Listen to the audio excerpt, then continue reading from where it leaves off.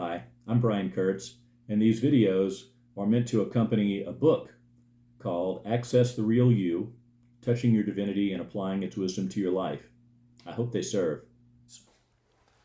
Go back. I'm going to tie a few more pieces together here. We talked about the Adam and Eve conversation in a previous episode, and I want you to notice that what the whole point of the Adam and Eve story was for churches and congregations that wanted to control people was to imply through this original sin thing that people were inherently imperfect, not inherently perfect or inherently divine spirit beings, but inherently imperfect, inherently sinful, inherently error prone.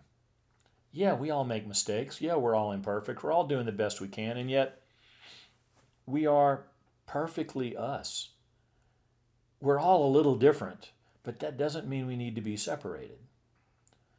We're different. We have differences of opinion. We're different physical bodies operating in this common space we call Earth or the universe or whatever, but each of us is valid. It's one thing to feel guilty. It's another thing to feel shame. Church dogma interpretation that would have one need a redeemer, savior, some of that, implies an imperfection and an inherent problem that's so big and so deep that it can't be overcome without divine assistance. Well, what if that divinity lived in us and that assistance is already available?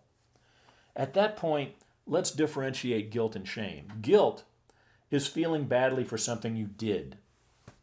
You can work through that, cut yourself some slack, cut someone else some slack. You can get past the guilt.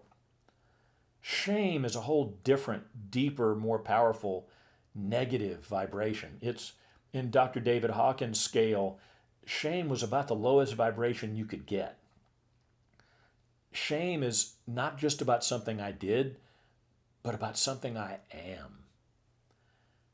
Shame is BS. Shame is erroneous. Shame, considering you to have shame, is an erroneous belief put on you by something that's not you.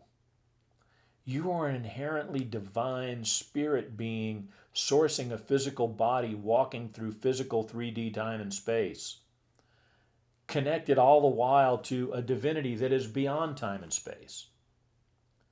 That's what you really are. If you really are that, and I assert that you are, there is no shame. You can have some guilt because we all make mistakes.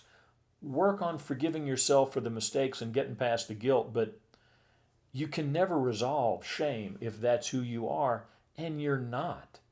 So guess what there is to do with shame? Let it go. When you start to feel in shame, like, gee, this is something about me I don't know that I could ever change. Maybe it's that way of being that may cause some issues for you to learn about yourself, to learn about others, to learn about how to live a better life. The very fact that we are having this conversation implies that you are more than that. If you can hear, be with, get, if you will, these concepts that I'm presenting, you are more than that. The thing is, we're not wired up that way. We're wired up because our brain generates duality consciousness. We go into separation. We're not where we want to be. We're not who we want to be. We're not what we want to be. Instead of beating yourself up about that, consider the possibility that because you can see those things you want to improve on, that you are inherently better than who you've been being, not like a guilt trip or a make wrong, but as part of your personal evolution, part of your personal walk through life. We're all just walking each other home, as I think it was Ram Dass said.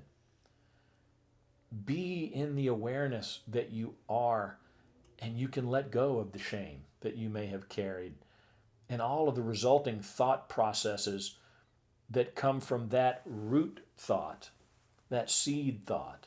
If that seed thought is inherently erroneous, you can drop it, and with practice, you can be in the awareness of all of the other little pieces that have been tied together from that seed thought and eventually work through all of it.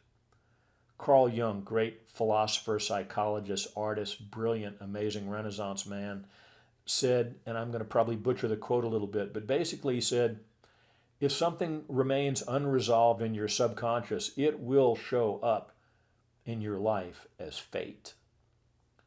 If we are co-creating with Creator and Creator loves us and we are love, it's all about progression and evolution. Even if it feels like 2 steps forward, 1 step back, at least we made the 2 steps forward before we took the 1 step back, and we are in fact progressing.